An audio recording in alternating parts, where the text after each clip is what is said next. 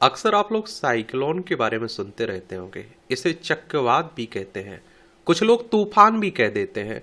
तो अभी आप देख रहे हैं कि मोंथा साइक्लोन आया हुआ है। मोंथा साइक्लोन का नाम किसने दिया और किस तरह से दिया जाता है, इसकी आखिर कहानी क्या है, इसके बारे में हम लोग बात करते हैं। और साइक्लोन को हिंदी में क्या कहते हैं? चक्रवात कहा जाता है। यह शब्द चक्र यानी घूमने से बना है, जिसका अर्थ है कि घूमती हुई तेज हवाओं की एक गोलाकार प्रणाली। चक्रवात में हवा एक केंद्र बिंदु के चारों ओर बहुत तेज स्पीड से घूमती है और जिससे समुद्र में ऊंची लहरें उठती हैं और तटीय इलाकों में भारी बारिश और तूफान आ सकता है। और देखिए ये हमारा प्यारा पृथ्वी है, इसमें आप देखिए हमारा प्यारा भारत है। ये बंगाल की खाड़ी आप लोगों को देखने को मिल रही है, ये अरब सागर है। तो आप देखिए बंगाल की खाड़ी के पश्चिम मध्य में बना चक्रवाती तूफान ये मोंथा पिछले घंटों में भीषण चक्रवाती तूफान में तब्दील हो गया। कैसे पड़ा इस चक्रवात का नाम मोंथा? उत्तरी हिंद महासागर क्षेत्र में आने वाले चक्रवातों को उस क्षेत्र के देशों की ओर से दी गई पहले से तय लिस्ट से नाम दिए जाते हैं। मोंथा नाम का सुझाव थाईलैंड ने दिया। थाईलैंड उत्तरी हिंद महासागर क्षेत्र में चक्रवातों के नाम रखने में योगदान देने वाले 13 सदस्य देशों में से एक है। और ये आप देख रहे हैं, यहां देख रहे हैं थाईलैंड है, ये Vietnam, Malaysia, Philippines, Indonesia, Myanmar. और आप देखिए कौन कौन से देश हैं चक्रवातों के नाम देते हैं। एशिया उपशांत क्षेत्र के लिए संयुक्त राष्ट्र के आर्थिक और सामाजिक आयोग और विश्व मौसम संगठन ने साल 2000 में बंगाल की खाड़ी अरब सागर में उठने वाले चक्रवातों को नाम देने की पद्धति शुरू की। संयुक्त राष्ट्र की बात करें तो यूनाइटेड नेशंस की बात हो रही। 24 अक्टूबर 1945 में स्थापना हुई थी। न्यूयॉर्क यूएसए में इसका हेडक्वार्टर आपको देखने को मिल जाएगा। ये WMO के बारे में भी याद रखिएगा, इससे भी क्वेश्चंस पूछ लेता है। क्या WMO, इससे भी क्वेश्चंस क्या होता है, पूछ लेता है आपके एग्जाम में। वर्ल्ड मेट्रोलॉजिकल ऑर्गेनाइजेशन की बात कर रहा हूं मैं। 23 मार्च 1950 में इसकी स्थापना हुई थी। जेनेवा स्विट्जरलैंड में इसका हेडक्वार्टर देखने को मिलेगा। और इसके तहत बांग्लादेश, भारत, मालदीव, म्यांमार, ओमान, पाकिस्तान, श्रीलंका और थाईलैंड जैसे देशों के एक समूह ने बंगाल की खाड़ी और अरब सागर में उठने वाले चक्रवातों के लिए 13 नामों की एक सूची सौंपी। 2018 में इन देशों के पैनल में ईरान, कतर, सऊदी अरब, संयुक्त अरब अमीरात और यमन का नाम भी जोड़ गया। इस पैनल का काम चक्रवातों के नाम तय करना है। इन देशों की ओर से सुझाए गए नाम देश के नाम की वर्णमाला के हिसाब से सूचीबद्ध किए जाते हैं। इस सूची की शुरुआत बांग्लादेश से होती है, फिर इसके बाद इसमें भारत, ईरान, मालदीव, ओमान और पाकिस्तान का नाम आता है। और इस क्रम के हिसाब से ही चक्रवातों के नाम रखे जाते हैं। 2020 में आए चक्रवात नेवार के बाद जिन चक्रवातों के नाम सुनाई पड़ने वाले हैं वो हैं बुलेरी मालदीव, तोकते म्यांमार, यास ओमान और गुलाब पाकिस्तान। अप्रैल 2020 में नामों वाली नई सूची सदस्य देशों की ओर से मंजूर की गई थी। चक्रवात के नाम रखने के पीछे मकसद आखिर क्या है? तो पूरी दुनिया में क्षेत्रवार 6 विशेष मौसम केंद्र और 5 चक्रवात चेतावनी केंद्र हैं। इन केंद्रों का काम चक्रवात से संबंधित दिशा निर्देश जारी करना है, उनके नाम रखना है।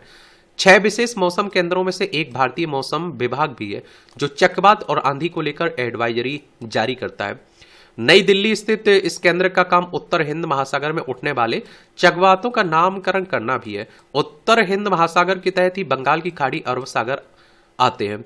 चक्रवातों के नाम रखने की वजह से वैज्ञानिक समुदाय, आपदा प्रबंधकों, मीडिया और आम लोगों में हर चक्रवात को अलग अलग पहचानने में मदद मिलती है। इससे जागरूकता फैलाने में भी आसानी होती है। क्षेत्र में एक ही वक्त 2 चक्रवात आने की स्थिति में कोई उलझन नहीं पैदा होती है। और किस चक्रवात की बात हो रही है, इसे आसानी से याद किया जा सकता है। चक्रवात से संबंधित चेतावनी को बड़े पैमाने पर लोगों तक पहुंचाने में मदद मिलती है। और आप देखिए इसलिए अलग अलग महासागरीय क्षेत्रों में आने वाले चक्रवात का नामकरण उस क्षेत्र में मौजूद विशेष मौसम केंद्र या चक्रवात चेतावनी केंद्र करते हैं।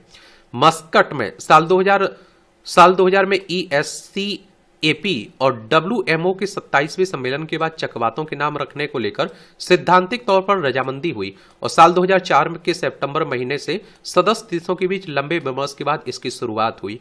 और उस वक्त सूची में 8 देशों की ओर से सुझाए गए नाम शामिल थे। इस सूची में अब तक इस्तेमाल हुए लगभग सभी नाम ये थे, आखिरी अम्फन को छोड़कर।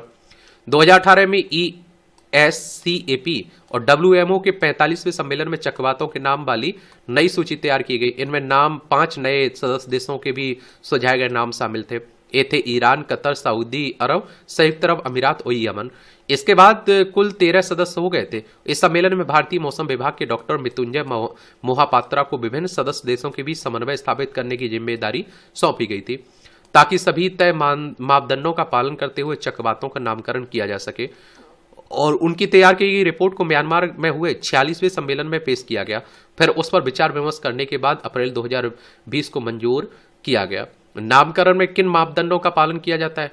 प्रस्तावित नाम किसी भी राजनीतिक पार्टी, शख्सियत, धर्म, संस्कृति, लिंग के आधार पर नहीं होने चाहिए। नाम ऐसा होना चाहिए जिससे किसी समूह या तबके की भावना आहत ना हो, या सुनने में बहुत क्रूर, रूखा नहीं लगना चाहिए, और यह कम शब्दों का और आसानी से बोला जाने वाला होना चाहिए। किसी भी सदस्य देश के लिए आपत्तिजनक नहीं होना चाहिए, या अंग्रेजी की सिर्फ 8 अक्षरों का होना चाहिए। प्रस्तावित नाम उनके उच्चारण और वॉइस ओवर के साथ होना चाहिए। पैनल के पास किसी भी नाम को खारिज करने का अधिकार है अगर किसी मापदंड पर वो नाम खड़ा नहीं उतरता, और किसी तरह की आपत्ति दर्ज करने की स्थिति में तय नामों की फिर से वार्षिक सम्मेलन में पैनल की मंजूरी से समीक्षा की जा सकती है। एक नाम का दोबारा इस्तेमाल नहीं किया जा सकता है, इसलिए हर बार नया नाम होता है। प्रस्तावित नाम दिल्ली स्थित केंद्र के अलावा दुनिया के किसी भी मौसम केंद्र में दर्ज नहीं होना चाहिए। 8 देशों में 2004 में जो सूची तैयार की गई उसमें दर्ज नाम अम्फन तूफान के आने तक समाप्त हो गए थे।